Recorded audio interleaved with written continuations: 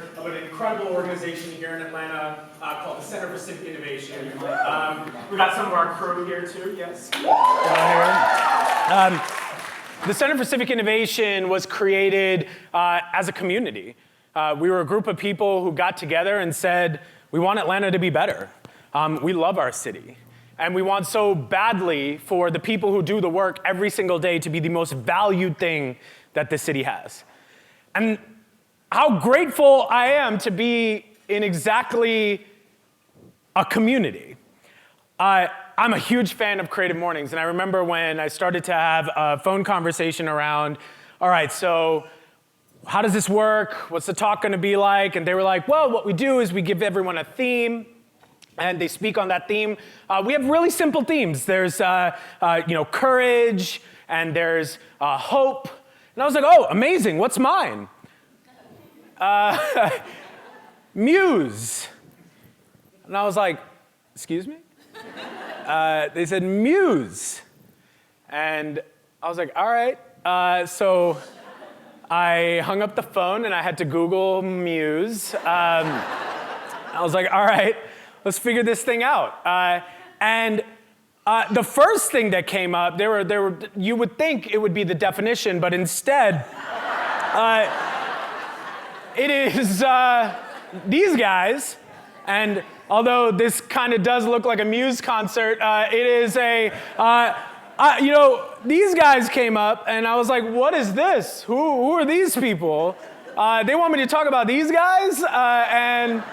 And so after that, then I started to look into, okay, what is the actual definition here? And the first definition is to be inspired creatively, one who is a creative inspiration. But the second definition, this is real on the internet, is an inhumanely awesome band that fuses rock and classical and makes it the best thing ever, thus reducing me to tears. And I have to be honest, I did listen to Muse. It did reduce me to tears, and it's because I was listening to Muse. But I was like, I have no idea where to take this thing. So I was like, okay, I'll go with the first part. And the truth is that if we want to talk about what inspires us, it's very important to think about our why and what drives us. And for me, anyone who has known me knows that starts from the same exact place every single time. And for me, that's my parents. And I live by the John Adams quote, which I'm going to paraphrase, which is, John Adams said, I'm a revolutionary and study war so that my son can study philosophy and mathematics and be a business person, and so that his son can be an artist. My parents are immigrants to this country. I'm the son of two immigrant business owners whose parents were activists and educators during the partition of a country. And they fought so that my parents could give me the ultimate privilege, which is to be a creative, to grow up poor without knowing I was poor, to feel like anything I want to accomplish is possible. It's why I'm here today. And so I started to say, that's what inspires me. But where did this word come from? What's the origin? What's the mom and dad story here? And truth is, there is a mom and dad to the story of the Muses. So in Greek mythology, there are Greek mythology in the house. That's good. That's good. That's nice. There were two folks. And clearly you will tell I'm an expert in Greek mythology, and three dudes who play the guitar. And there was Zeus, and then there was Nemosthenes. And truth is that they were doing something they weren't supposed to be doing. They were on Monday, on Tuesday, on Wednesday, on Thursday, Friday, and Saturday, and then again on Sunday, Monday, and Tuesday. 9 days in a row, they started to meet up, and they gave birth to the Nine Muses. And so the goddess of memory forgot what happens when you sneak around like that. And the Nine Muses were born. And the Nine Muses are, in Greek mythology, are the inspirations of creative spirit. These are the most inspiring nine goddesses that you call on when you need something, you need that spark, you need to think differently, you need to try something that you've never tried before, you called on them. And now, I don't have to tell this audience, but just because they were creatives did not make them weak. In fact, there was another group of women that tried to challenge them once. Yeah, it happened. They were called the Pirates, and they said, we could sing better than you. They were like, oh, really? Bring it. And they tried, and the Nine Muses laughed, went back to them, and they literally moved a mountain with their voices. And as punishment, they turned the other women into birds. And this is unbelievable because this type of beef has been going on for a long, long time. And no one even remembers the other person's name, but we all know the person who turned the other person into a bird's name. So the Nine Muses were powerful. You didn't mess with them. And so many famous people today, before the most inspiring people use the Muses as their ghostwriters. And they are, even Homer, when he was writing an epic poem, would call on the Muses, please, before I can say anything, please come visit me. And what was powerful about the Muses is that they would come particularly when you felt stuck. Like, we gotta do something just a little bit different. We gotta try something in a way that we've never tried it before because something we're doing is not working. So if a writer was stuck, something I'm doing is not working, I need them to come back. And I would argue that Atlanta, more than ever, needs the Muses. Because while Atlanta is a city that is incredible, it's my hometown, it's where my friends are, it's where my family is, it's where my parents paid for me to make the basketball team. This is my city. And I love this city. And when you love something, you also have to be honest about what's going on in it. And today, Atlanta is the most unequal city in the United States. There's a 96% chance if you're born poor in Atlanta, you die poor in Atlanta. And that shouldn't happen here. Not in the creative capital of the world. That shouldn't happen on our watch. And I would argue that the Nine Muses have come to Atlanta. I think we know they've been here. And I think there are a few of those muses that we need to make a little bit of a comeback. And I think there's still a muse that is yet to get here. And so that's what I'm going to talk about today, is the influence of the Nine Muses on my city. And so to prove that the Nine Muses definitely have been here in Atlanta, we could start with the easiest one, which is the Muse of Music. Of course. You don't get to talk about Atlanta, you don't get to talk about hip hop and music without referencing our city. And just like the Muse of Music, you may have seen Mr. Benjamin has been going around with his flute, showing up at airports everywhere. This is a true story. Andre 3000 is playing the flute at random places all around the country. And so if you thought we didn't have a muse here that is going around the world, you are sadly mistaken. So we have a Muse of Music. We can agree on that, right? And so from there, we have to say, there's also the Muse of Dance. And I think that muse has definitely been in Atlanta too. Some of the dances we do here in the world, or here, get done all over the world. And these things matter. I've seen kids in different countries who just randomly come up to you, and you're like, oh, okay, have you been to Atlanta? No. But just in case you thought that Atlanta was where the dab originated, I wore this shirt very purposely because we dabbed first. You thought this was the dab. We've been doing this since BC. This is true. Look it up. If you've been to an Indian wedding, this is how we start. This is it. Check me on the facts. Forever I love Atlanta, but, hometown.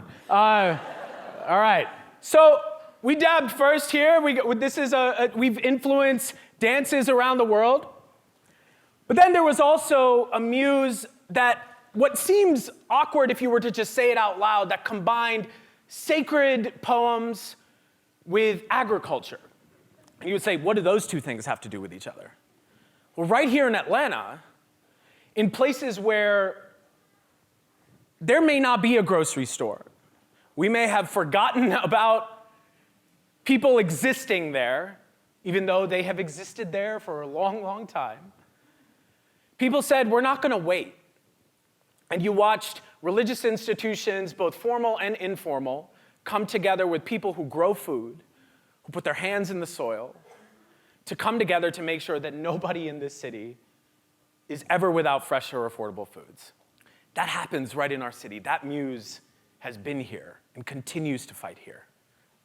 And this is my favorite. This is the muse of grown and sexy. This is the muse of the love story. And I will go toe-to-toe with any other city that if you think that you've had the muse of the love story come to your city more than ours, you're dead wrong. And I'm going to prove it, and I'm going to need your help doing it, okay? You with me? Sure? All right.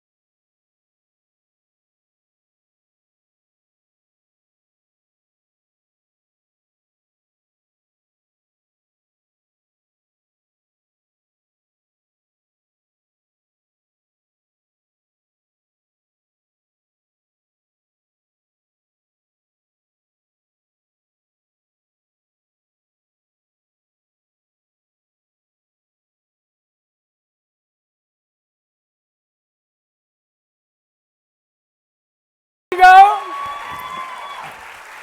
All right. The muses are alive and well in our city. Culture is alive and well in our city. We do that so well. Sometimes we don't even know how well we do it.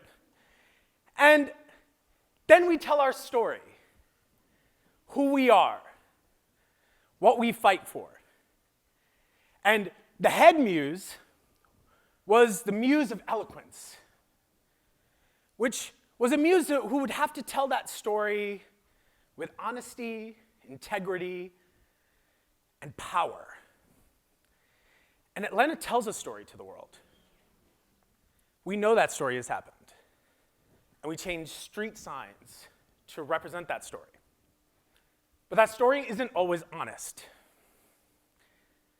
Because while we have had street signs renamed, avenues renamed for leaders who put their life and body on the line, we haven't actually lived up to the values that we preach to the world.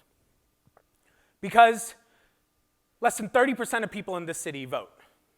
And just 2 weeks ago, during a special election in this city, in one of the most historic districts that the city has, 3% of people voted in a special election school board race.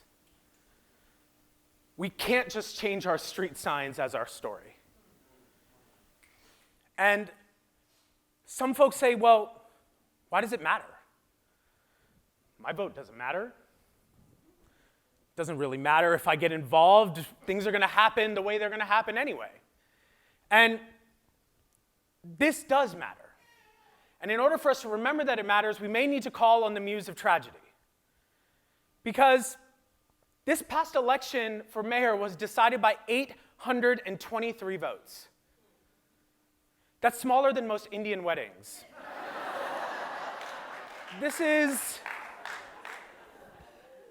We can do better. Blake was telling me that we've had 800 plus people show up to a Creative Mornings before. And 823 votes can sway an election.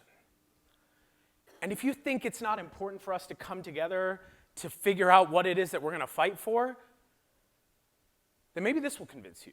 Because we still have parts of this city that, while Atlanta has experienced amazing amounts of economic progress, and depending on how you get from point A to point B, you can either choose to see it or not. But there are still parts of Atlanta that we forgot about. And we only remember based on convenience. The same culture that we sell and tell to the world comes from these communities and neighborhoods. Black culture is in Atlanta.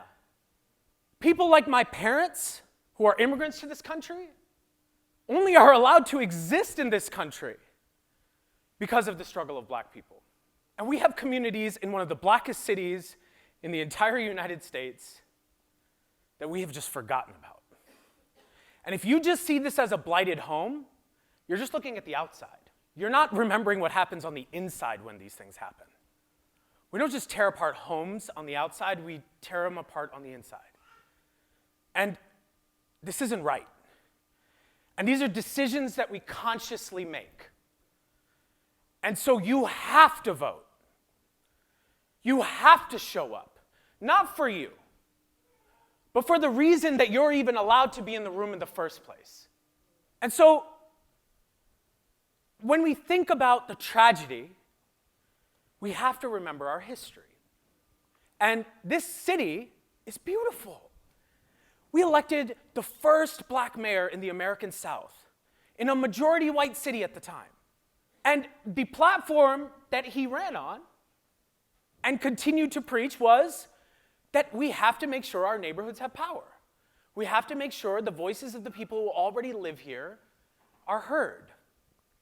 And he created this incredible system called the neighborhood planning units. If you haven't heard of these, you need to figure out which one of these you live in. Because the city was broken up into different letters of the alphabet, some of which were added later. And the only one we're missing is you, ironically. And it's a true story. And the point of these were to make sure that we were in charge of our own future.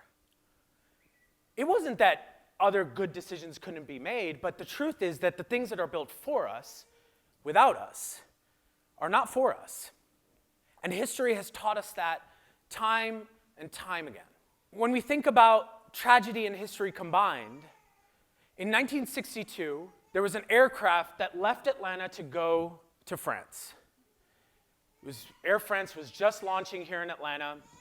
They went to France, and that aircraft, when it was coming back to Atlanta, which was filled with people from this city, ended up veering off and crashing and burning. And we lost a number of lives. But on that aircraft were also some of the most prominent advocates and supporters of the arts here in Atlanta. And the entire city stopped. It was considered one of the greatest crises that had hit Atlanta since the Civil War. And you watched leaders of all colors, leaders of all neighborhoods come together and say, we're better than this. And we cannot lose our arts in spite of this. We would not be doing a service to the people who have fought for the arts to be here. And so they created the Memorial Arts Center, which today is the Woodruff Arts Center. The same place we're in today. And it showed once again that from being from Atlanta means to rise from the ashes. That we will prevail. We are resilient. And that's what gives me hope. That's what gets me up in the morning. That's what gets me excited, is the muse of festivity. That in spite of the things that Atlanta could do better, in spite of some of our history that we need to reconcile, we are an incredible city. Every single day of my life at the Center for Civic Innovation with the team that we have, I get to work with incredible people. When we think about the future of Atlanta, we have to realize that this isn't just about us. What happens here has a rippling effect around the country. Some of the highest concentration of votes, congressional votes, actually are in the South. What happens here influences the world. And there's a guy who said that a little bit better than me. Said, we know how to say things to the world. But I think we have to move past talking about it. There was a time where Atlanta's voice needed to be heard. But now I think our actions do. I think we got a lot of work to do and a lot to fight for. And the beauty is there are incredible people who do that every day. I work with some of the most genuine, honest, passionate people who, no matter what the election says, no matter what the headlines say, no matter what the weather is, they come in every day to fight for a better city. These folks are journalists, they're farmers, they're educators, they are artists, they are activists. They come together every single day to make sure that this city is better for the next generation after us. They give me hope. And they look like Atlanta. They are unapologetically black. They are women. And the men who are in the group recognize that we no longer live in a time where we need to keep asking women to lean in. We need to start asking men to step up. And that's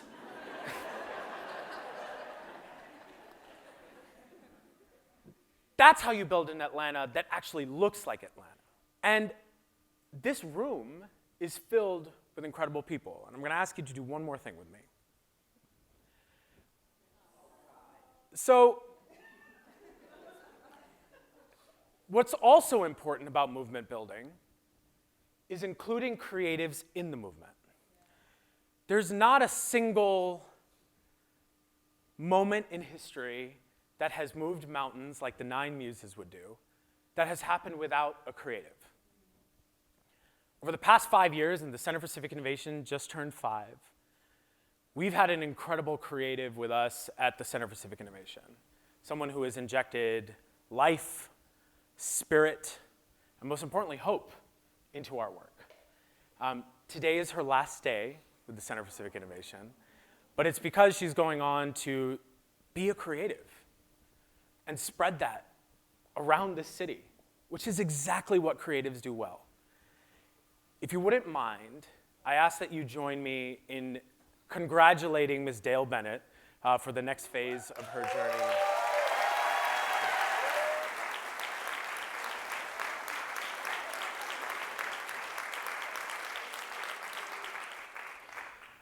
This woman has been a rock for not only me, but for the city. And there are so many of you that play that role in the organizations that you're in. And what I told you is that I think that there's a muse that hasn't been here yet. And I think it's a muse that was not one of the 9. I've already given you the 9. I think we're missing the Muse of Courage. The muse that tells us that this is exactly the time for you to speak up. The muse that tells us that we don't have to wait. The muse that says it's okay to say what it is that you believe in. It's okay to fight if you're fighting for something that's right. It's okay to speak out. A muse that would be our shield in a time where this city needs it most. A muse that doesn't make us afraid of the consequence of believing in something again. We need that muse. But I don't think that muse is a mythological character. I think it's you. I think it's you. I think it's every single creative in this room. Because Toni Morrison so famously said, in times like this is precisely the time when artists get to work. We don't have time for self-pity. We don't have time for fear. We've got to heal a civilization.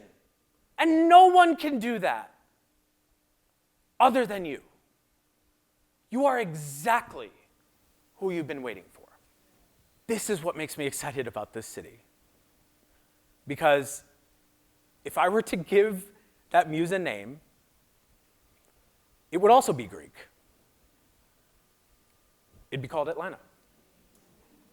Thank you.